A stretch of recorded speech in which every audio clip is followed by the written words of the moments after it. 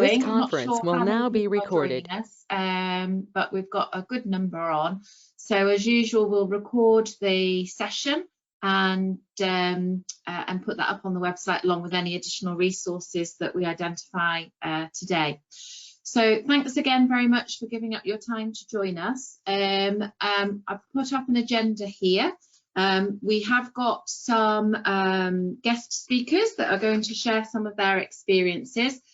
As usual, the format for this is fairly fluid, but given that we rattled through our agenda slightly earlier last time, what we thought would be a better use of your time was just to do a single session without a break. So we'll just run through to about 11ish and see how we get on. I know Sue's already popped up into the chat box to mute your mics, which looks like everybody is doing so, and just use the chat box if you've got questions. So the principle of today really is to start to look at obviously where we are currently up to, what's going on out there in the field, share some experience, let you know a little bit about what board have been up to, and then also just to share with you or just to start prompting the conversations really about what happens on the other side of all of this. And I know that lots of organisations and trusts are already thinking about recovery plans and how to manage backlogs. So we thought that we would start prompting those discussions and see where that takes us today, with a view to then trying to identify how BAA can support you all with those plans.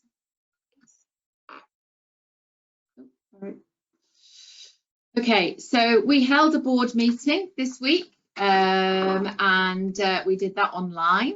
On the board meeting, really, we just kept it to half a day, but we've still rattled through a fair amount of information. So I just thought I'd just give you a real quick heads up on the fact that whilst board are very focused on supporting during the COVID time right now, we are also very mindful to keep ploughing on with our own strategies and agenda. And I put kind of business as usual there with a question mark, but we don't want to let slip some of the other pieces of work that we've got going on as well. So simultaneously to supporting during this period of time, we also want to kind of press ahead with that. So the Education and Accreditation Committee did have a meeting scheduled in March. That's been rescheduled to an online meeting in May. And essentially, one of the topics that they'll be looking at, amongst other things, is pushing forward on the standards of proficiency for an audiologist. So if you look out for that coming out for consultation. We've also been approached by Health Education England to review the online audiology modules, and so that committee will try and find some time to start looking at that going forwards. Early professionals, Charlotte is really keen to get the experiences from early professionals during this period now, obviously where universities have switched to online, clinical placements have been suspended and so on. So what support do they need? Whether they can benefit from the mentorship program that we've got going on. And as heads of services or anybody that's in contact with early professionals, if you identify any support networks or provisions that you think are required, if you could feed that back into Charlotte, that would be really good. From an SQC perspective, there is this document that went out for consultation that we have had quite a lot of feedback on. The concept of the document around funding for audiology services was really to try and help define what would be complex or non-complex in terms of interventions, routine, non-routine, what needed extra special attention, equipment, time, specialist levels, or so on. So there's been quite a bit of feedback and controversy, we think, surrounding that document and the kind of implications around AQP. So we're keen to kind of get that document into a place that feels comfortable for everybody and serves the purpose for which it was set out to do. SQC are also working on guidance for data logging and remote support, and I'll come back to that in a little bit. And of course, we're still supporting the cochlear implant scheme. Pubs and Comms are wanting to send out a membership survey, so they've collated some questions for that, and that will that will come back to board, and then we will start to look to shape a survey that we can send back out to members, which I think never more important is the time to understand what people really want as membership value for BAA. And of course, through this work, John Waters in his NHS networks, we're also looking at how BAA could leverage benefit from working in collaboration with those networks. From the healthcare science perspective, Michelle is very much focused in work with the CSO and the regional reps, and they are starting to look at the whole kind of sensory health focus and pathways of care. So we'll expect to see some work coming out from there. Heather, leading our membership, is keen to understand how we can retain and recruit more members at this time. We hope that people have felt the value of being a member of BAA and the networks that we've got here. And it's about us really trying to reframe the benefits of being a member. So not just tangible benefits, but, you know, for the greater good of the profession, the more voice and the more volume of members we have, the more power we have. So it's how do we leverage those positions really, and your support with that and all your colleagues would be much appreciated. Vic, in her digital exec role, as we know, launched the website. So we hope that you've all had a chance to have a look at the website. As we've said, it's an evolving and dynamic website, so we'll keep building on the resources for that. And again, I'll just come back to that in a moment. We're also exploring whether to support kind of trying to do more webinars and podcasts and that type of thing in line with what is current practice and seems to work in a very efficient way. From a regional group perspective, majority of the events that were obviously planned for have been postponed for now and are on hold. We are still planning our IDA event in September, but we will need to wait and see as we get closer to that, whether that will be able to happen in the venue that we've currently got positioned for that, or whether in fact we might need to move it to some kind of online. And again, exactly the same for conference. We will delay promoting the conference, but we are still planning it, but also again looking at contingencies for that. Spent some time with Barbara and Treasurer this week just looking at the forecast for this current business year that we start in April, which of course will be quite interesting given that most of what we've got planned that generates income is a bit unknown. And we will have some vacancies on board, and we will start nominations for that in July. So this is just a bit of a shout out now for anybody that has ambition, desires and passion to join BAA at board level. That doesn't necessarily need to be yourselves as heads of services or senior post holders, but it could be anybody within your team. So we're really keen to make sure that board is representative of people at different points within their career so that we can ensure that we're addressing the needs for all members. So please, if you're looking for development opportunities for people within your teams, also consider suggesting that they put themselves forward. That would be much appreciated, and we'll send out more details of that and the kind of the electoral roll process for that from July. So what we will be launching is our business strategy. So this has been round board several times now. It hasn't wholly changed. The kind of the pillars and our mission statement stay true to how we've had it now for the last few years. But what we've tried to do underneath the strategic goals is just sort of set it all out a little bit differently so that you can understand what really fits, what pieces of work fit underneath those strategic goals, how we're going to do it, and then what needs to be true as in the enablers for us to be able to achieve that. So this will give us more structure as a board in terms of delivery to sort of help start trying to tick off where we've been successful. So you'll start to see this getting published and put out into circulation. So just following on from the website and what Vic has brought to us this week, one of the pieces of resource here that is members only benefit is the Knowledge Hub. So this is definitely an area where we would look to all of our members, because not only do we want to be able to use the Knowledge Hub to build up all resources to do with particular subject areas, but we would also like to be able to share practice amongst different services, so that if you are a service that would like to consider doing something different to what you already do and would like to know how others have done it, you'd be able to come to the Knowledge Hub, find out all the kind of the protocol and guidance surrounding specific subject areas, but also just have a look at how different services have brought things to life, how they look at best practice. So we would really welcome all contributions from here. And so if you've got anything that you feel you'd like to share, then please do send that directly to Vic. So just really in terms of remote guidance and starting to move into some of the agenda points, we know that there are a lot of services that have already started following on the guidance that we've published around accessing people remotely and how we do that. So BAA SQC committee have been working with ManCAD to pull together a remote guidance document, and we'll hear from a couple of heads of services today as well about how they are delivering services or planning to deliver services.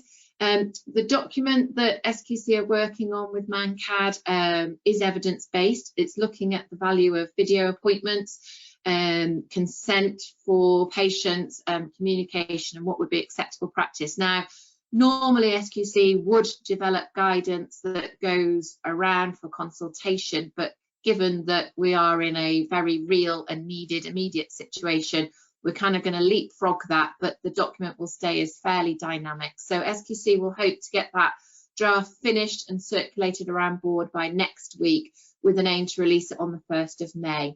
So we will have our next Heads of Service meeting on the 7th of May, where we will feature this document and just talk about it.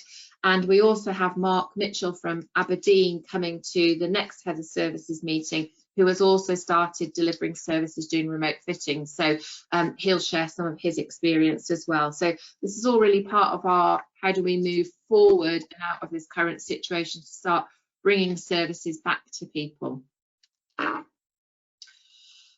I've had a call with Jarjit this week, and she wanted to share a redeployment matrix. So I know that many of you are already well and truly into your deployment and have already made decisions about what areas within your services, hospitals, wider healthcare trusts you can volunteer to help with or are being recruited to help with.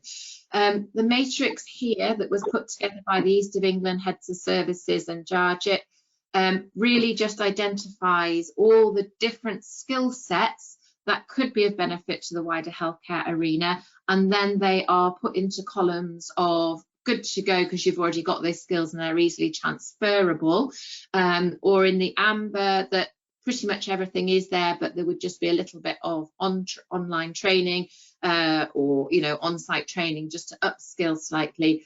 And then a few that would require more detailed understanding before audiologists would be able to make that commitment. So we'll put this matrix up on the resources part of the Heads of Services in the redeployment section.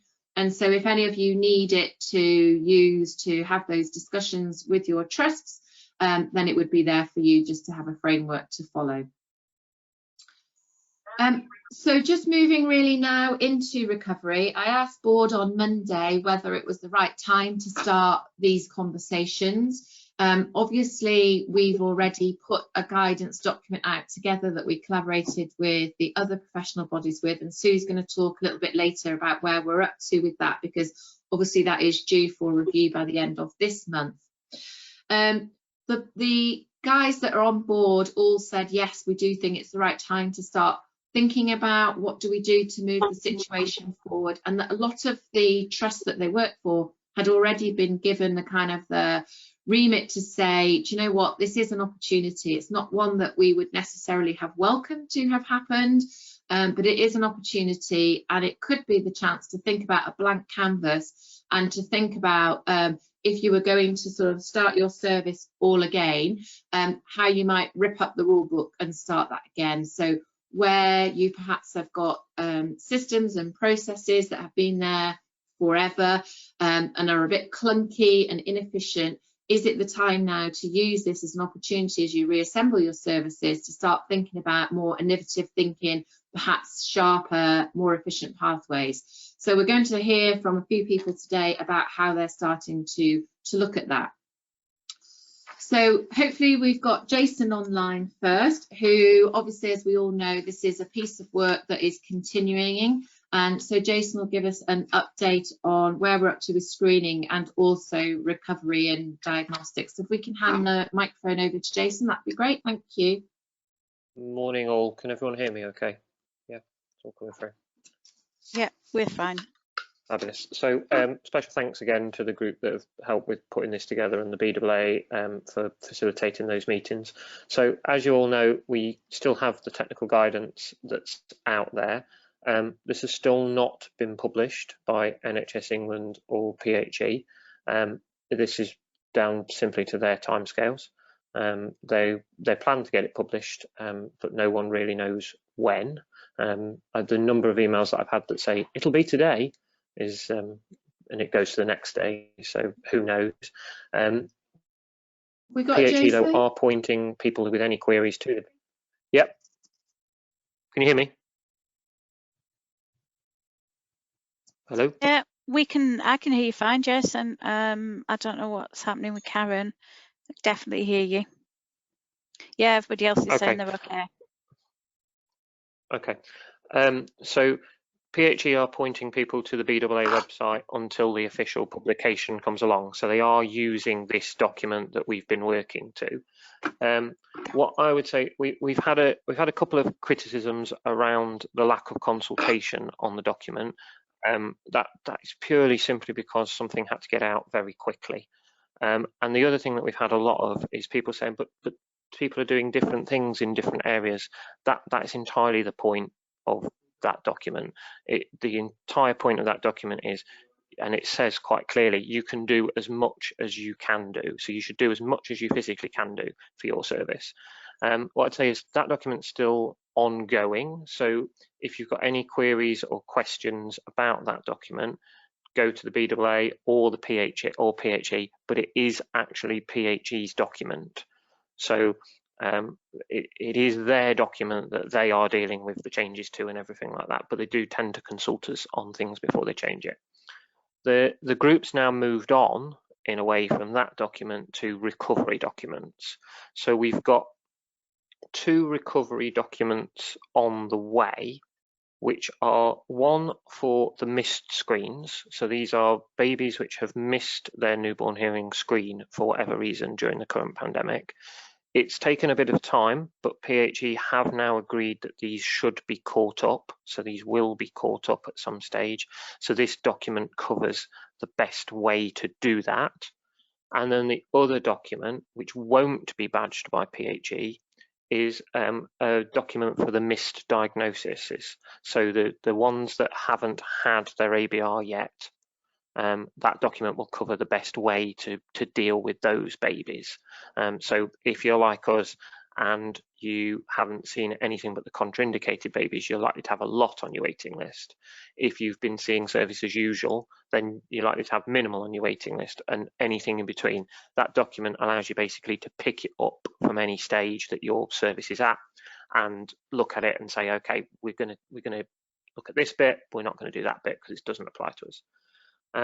So they will both be coming very shortly.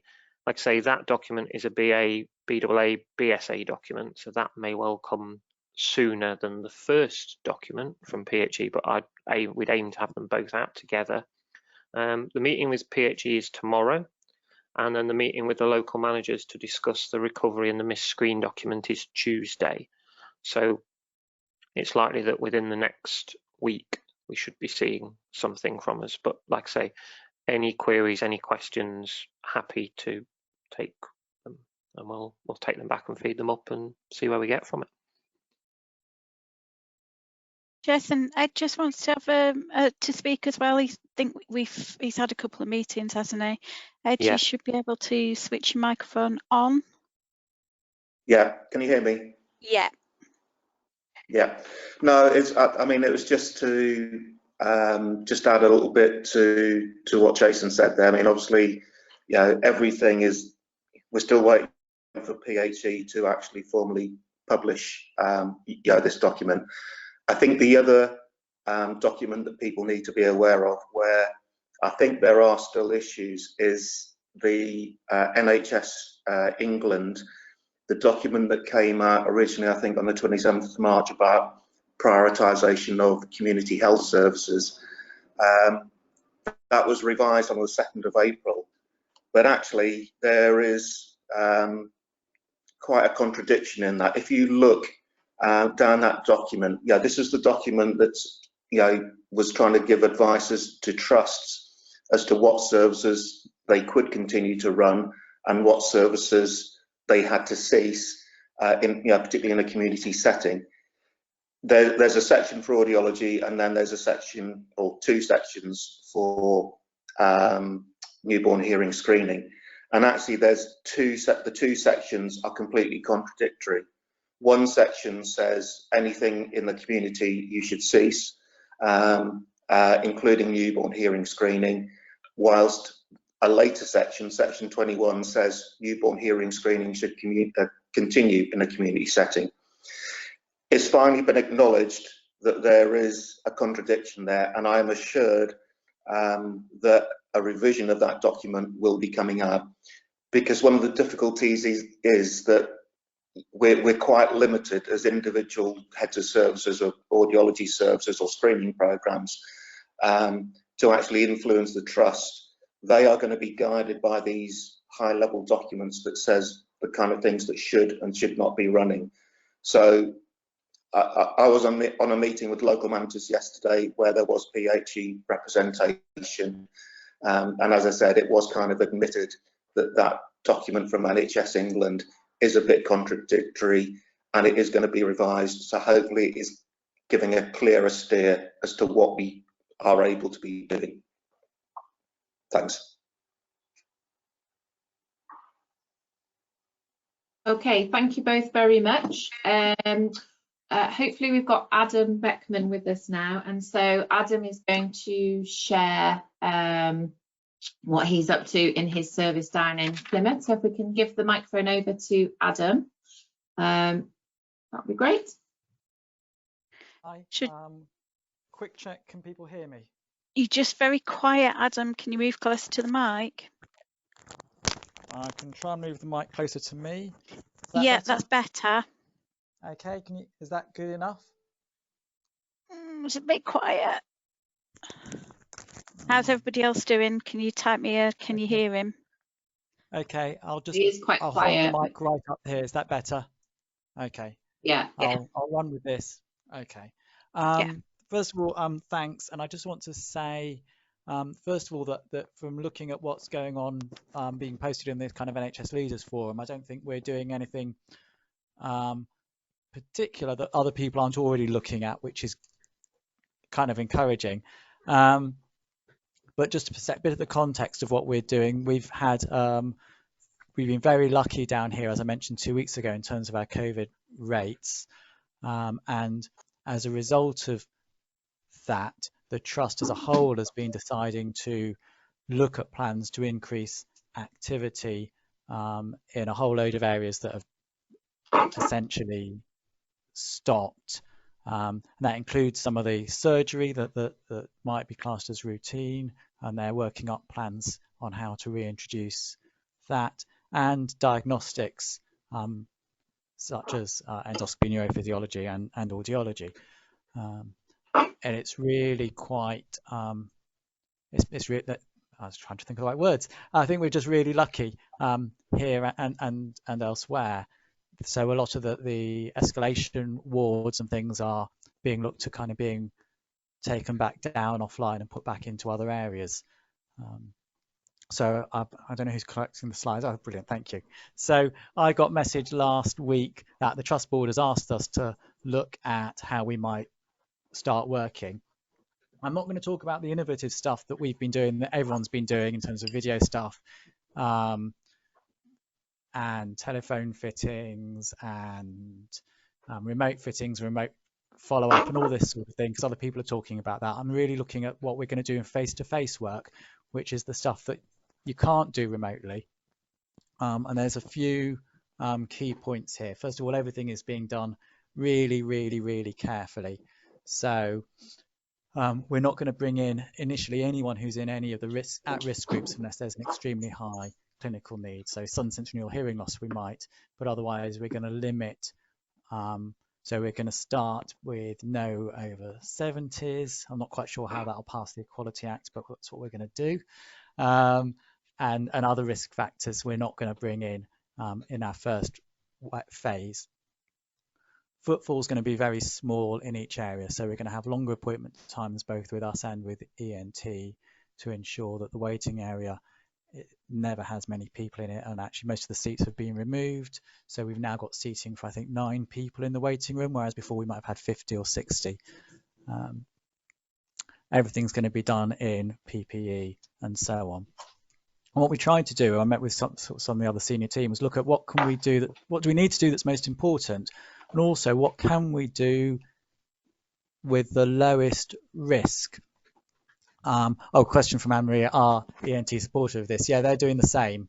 So in the same way. So we're working closely with ENT and making sure that our lists are working, going to work together to keep footfall low and this sort of thing. And also the ENT nursing staff are the ones that are going to do all the health checks and temperature checks when people come in, which is handy. So these are kind of what we've decided we're going to start with on the children, newborn ABRs. So we were already seeing the bilateral referrals. We're going to start with all the referrals. I think we're carrying on screening. We need to do something with the people that are identifying. The under 4 deaf children, because you need to keep testing them when they're very little, you just don't have that information. So we're going to start bringing those back in. And over 4 deaf children where a specific need has been identified following telephone consultation. The other ones we are doing are the community school age, because actually you can do those, the older children, reasonably easily with social distancing, we think. We'll find out. We're not going to start trying to do the preschool community children, doing VRA. We haven't yet worked out how we're going to do that safely, and support for the ENT. And this is the adults. So we're going to be starting the first fit. So all our refits, pretty much we've done postally now. But the first fits, we decided at this stage not to try doing it that way because they haven't used hearing aids before. So we're going to bring in initially those highest priority patients, and the ones where we've done the telephone assessments, but we still need to do an audio. So we're going to bring those in. The one that I'm been quite interested about was vestibular testing. I was really anxious about. My first thought was I couldn't work out how we could do it safely, and then I actually spoke to our infection control people and described exactly what we do, and they were much more relaxed about it than I expected them to be, because I was concerned about things like coughing, and they pointed out that when they swab people, which they do every day, people might cough, and that's the normal kind of green zone PPE should be sufficient for that. So that kind of made me feel quite not relaxed, because I'm certainly not relaxed about any of this, but more confident that we could do this safely. And then some of those people where we just couldn't do the telephone consultations because their hearing loss is too severe. So that's the kind of activity we're looking at. And this is key, is minimize footfall. So we're going to have one list running at 2 community sites and 2 lists here at our main base, as you can see. And that really, with the longer appointment times, we expect to never have many people in the waiting room at any one time at the moment. Oh, sorry, is that better?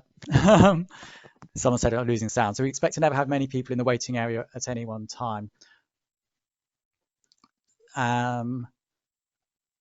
We don't know how this is going to work. And the other key thing is, what do we normally do? So normally here at the base, we might have 8 lists running simultaneously. So it is really initially a very gradual high. The the highest need patients, and just a gradual, careful restart. The other thing we're going to be very conscious of is that we may need to switch off again at very short notice, because if there is another surge, then we're going to have to change that. So there'll be one list of ENT running at a time, and the rest of this is hearing aid or audiology care. So it's not ENT care, it's audiology appointments. So I think that was the last slide I had. I'm trying to keep an eye on the chat at the same time. Oh yes, there we go, thank you. So we've got our plan. It's not been signed off yet because the trust hasn't actually decided if they're going to do anything yet, or how it's going to work. But I don't imagine it's going to be anything greatly different from what I've just described. Okay. Thank you, Adam. Sorry, it was a little bit quiet there, but hopefully when it gets recorded, we'll be able to hear it better. But obviously, we've also got the slides as well, so you'll be able to go back and look at those. We'll come back to some of the chat at the moment, but are there any questions immediately for Adam? And I see that Ruth is saying that Adrian Davis has written an article with ENT as well on risks, so we'll definitely want to have a look at that. So I'll move on to Sue now, who's going to talk to you about where we're up to with our current guidance. Sorry, just at that moment, I'm trying to put the link in from Ruth to have a read of it. Okay, so we have gone in with a piece of joint guidance. We have to be really honest here and say that a lot of that was actually written by BSHA and BSA, and we came to it quite late because we already had our own guidance. But we were very comfortable with what went out. We now think that things have moved on, and it's good to hear that people are starting to think about how they restart. But as with Adam, we do believe there's a huge amount of work to do around managing risk, reducing workflows, all of those things, and also on clinical procedures, actually possibly not for hospital staff, because hopefully you have those in place anyway with your own infection prevention. But one of the things that we are doing at the moment is talking to the Infection Prevention Society. For those of you that know our management structure, they're also managed by Fitwise, so we have a contact there, and I'm hoping that by the end of the week we can get something that is very audiology specific from them, because at the moment, most of you know, we're pulling from ENT, and of course their procedures are much higher risk in general as ours.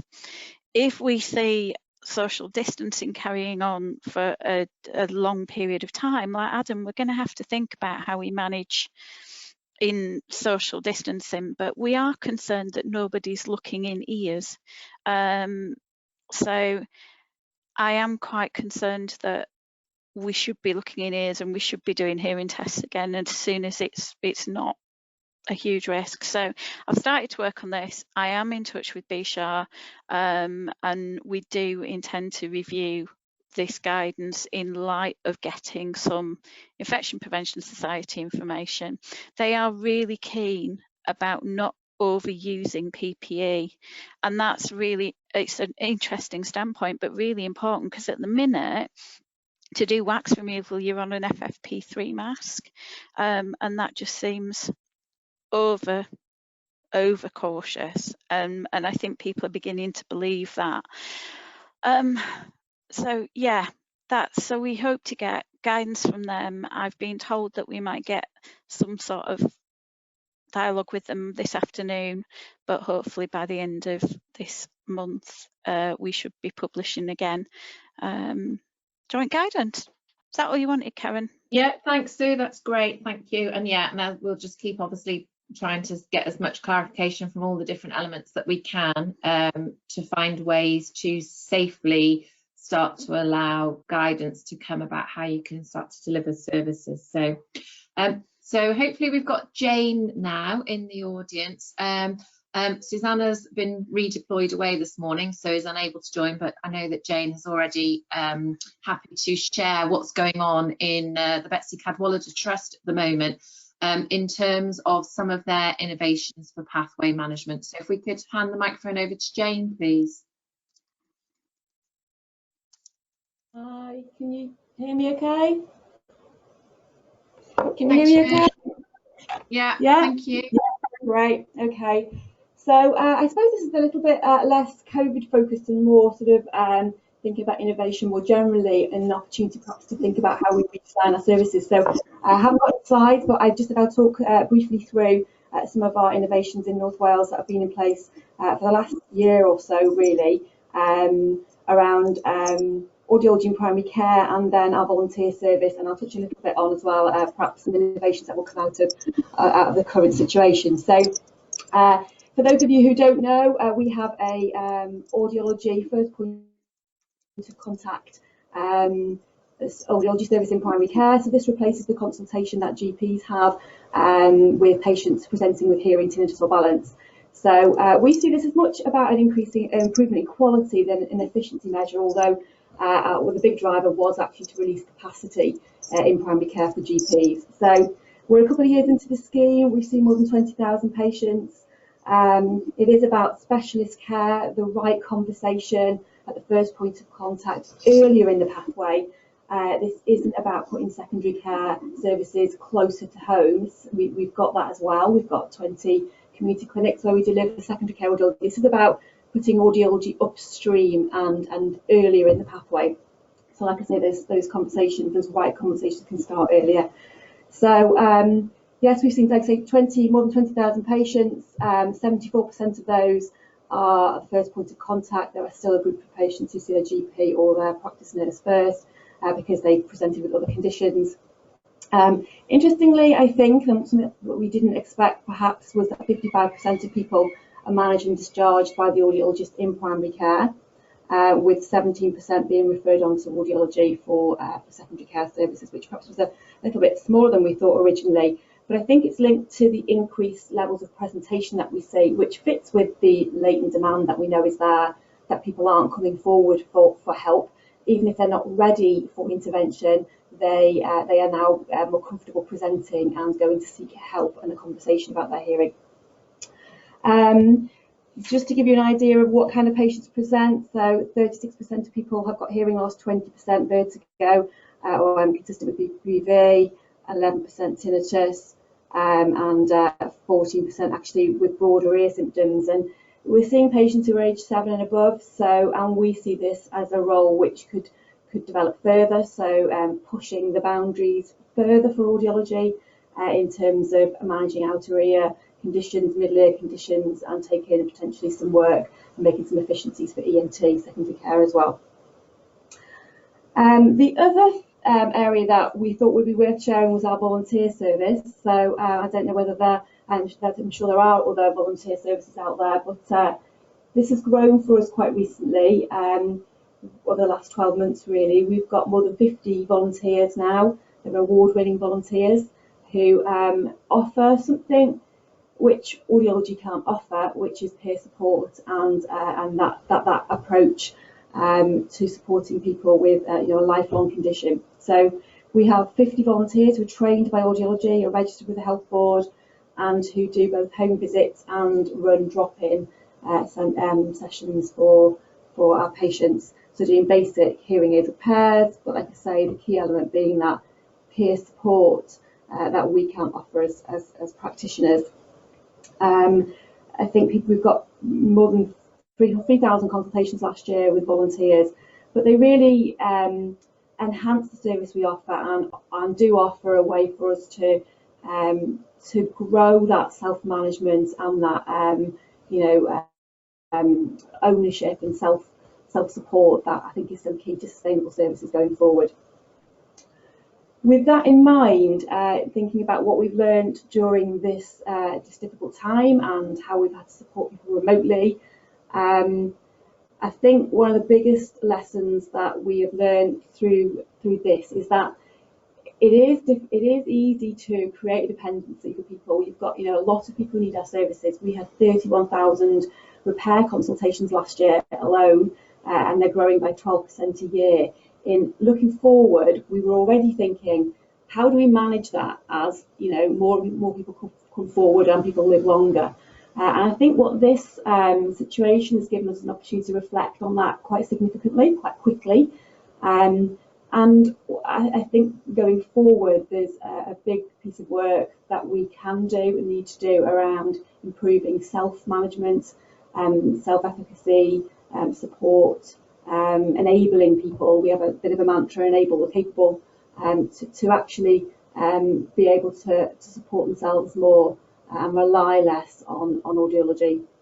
So I think video consultation has a role in that, supporting people over the phone and our volunteers as well. But I think for us, the biggest change that we will make going forward now will be using some of the strategies we've had to use over the last few weeks and a month or so to help manage that ongoing support for people.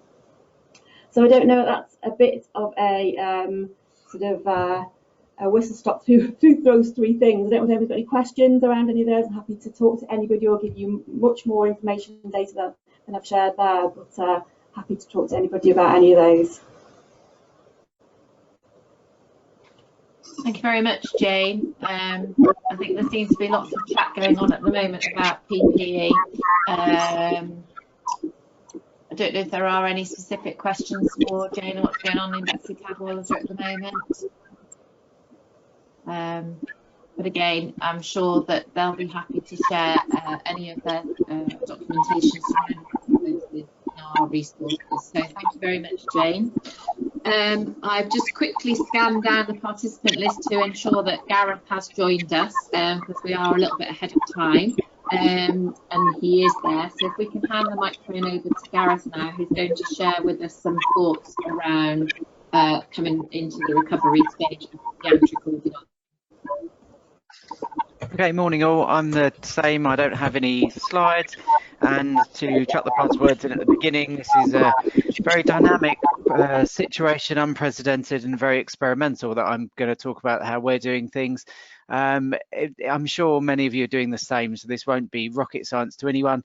When we closed down, we had about 200 paediatric community appointments that were unfinished, as it were, some new patients, some follow-up patients, and they were just put on hold simply. What we're now looking at is our risk stratification for those kids that are waiting for their appointments from the GP. So when we do start to, as Adam's doing, get back to some semblance of the new norm, we've got some way to stratify these kids into how urgently we need to see them. We are working with our colleagues now at Basildon and Mid-Essex as one group hospital to work through this, and it's very much a work in progress. We're doing that today. We've been doing it over the last week to try and get this going. Our plan is to do a video triage session with parents where that's available, to talk through the difficulties that their child is having, to try to use some method. At the moment, Peach seems to be the preferred method for us. Basildon Mid-Essex have got a slightly different view on how we're going to do it, but to try to get a number, an idea of how much difficulty the child is having, and therefore can we at this stage discharge children? Do they need to be red flags? So when we do start to open some of those services, they need to be seen very urgently. Do they need to be seen within 3 months? They need to be seen within 4 to 6 months, for example. And we're looking at the ways that we can do that. We're hoping to start some virtual clinics next week to see how we can, how this goes basically in that kind of video consultation approach. Is being supported by the Trust through Attend Anywhere, There you go, attend anywhere. I've just seen Jane ask a question on the side. So they're using attend anywhere, and this is a trust rollout. Before this all started, they were just at the tentative stages of, okay, how can we do a bit more virtual meetings, virtual polyclinics, this kind of thing, to try to stop so much face-to-face interaction. So they were sitting on the side ready to go, and now we're going to start picking this up and trying to do some of it. We're working on the decision matrix to put people into these groups. The biggest difficulty is making sure we cover everyone. Or at least, you know, the 99% of the population, to try to get these stratified. We think that parents will appreciate being contacted at this time in a way that's easy for them to access.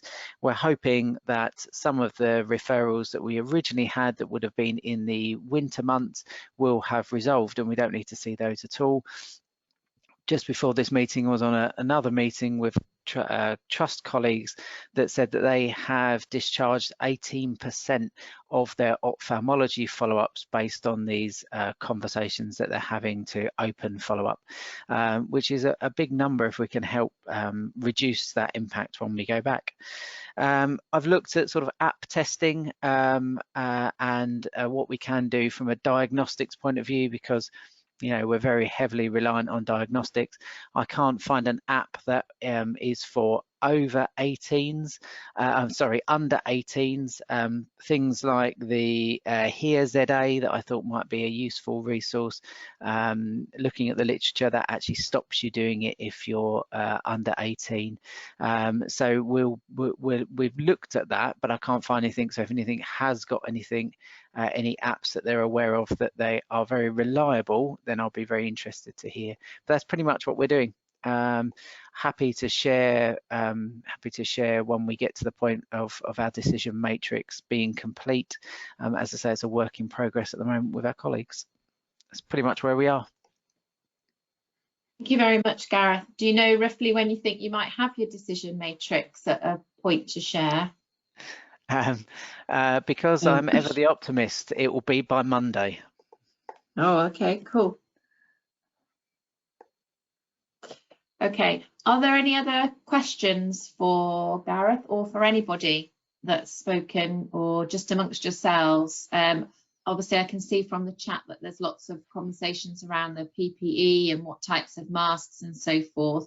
As Sue has already said, we are looking to try and get some very specific audiology guidance, particularly on whether things are aerosol generating or not, because that would really be the definitive bit that allows us to think about how to mobilise, because we know that if it is aerosol generating, we're beginning to suspect that it isn't, then it allows us to use the fluid resistant surgical masks as opposed to the FFP3s. But we do want to try and get some guidance from the Infection Prevention Society on that.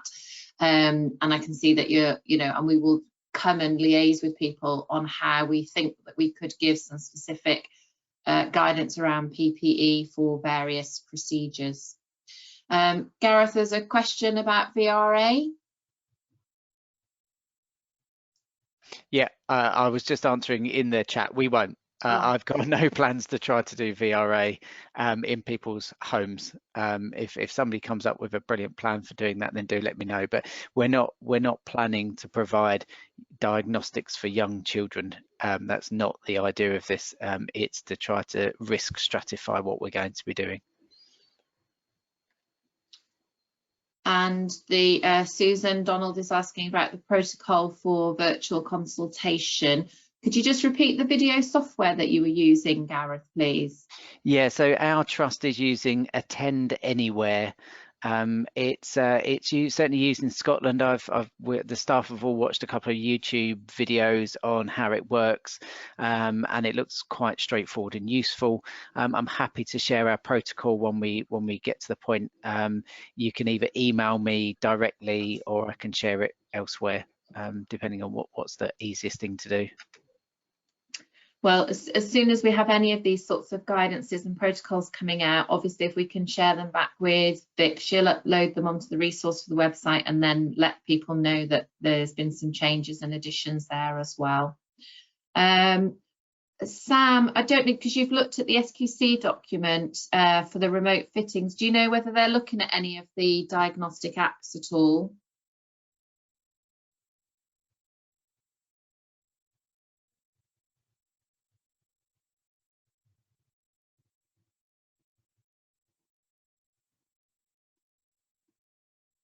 Sorry, I thought Sam was on the call. Is she there? Sam Leah? Oh, Sam's just typing into the chat box. There's some guidance for the paediatric video consultation, and I see that Rob Gardner's also said that they're using the Attend Anywhere. So again, it would be helpful to get any of that shared experience. That's also being used in Guildford, so it sounds like it's obviously one of the more popular ones to use. Okay, great, thank you.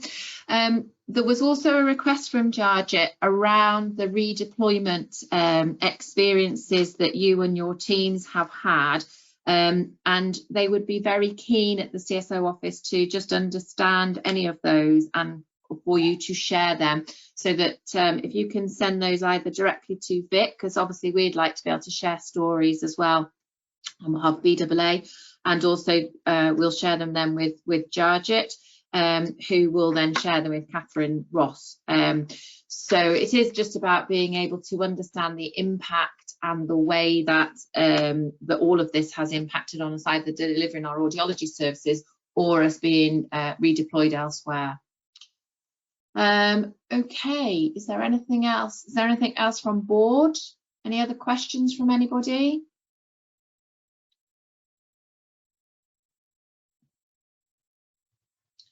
Okay, so I think that, again, a really useful session, and thank you all very much for giving up your time. I am mindful that some of you have early morning meetings, and so whilst we've now got these sessions, which I think are still very useful to have on a sort of a fortnightly basis, just to touch base with any changes, we're obviously able to make them shorter. But do you want them to start at 10 o'clock rather than 9:30? Would that be easier?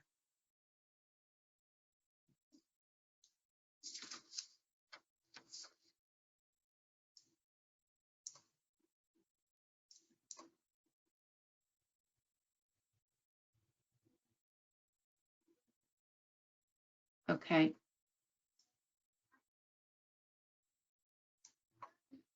One of those questions where we'll never please everybody, I guess. Maybe we'll split the difference and go for 9:45, 9:45. Okay. And Ruth is just sharing that there are the healthcare science regional leads now across England, at least in response to COVID. But of course, we want to check in with all of the home countries as well. Okay, fabulous. So thank you all very much. We will close the meeting off there now. And I'll just keep board online and we can just think about what our next steps are. But have a great day, the rest of you, and we'll update the resources as soon as we can. Thank you all very much. Have a great day.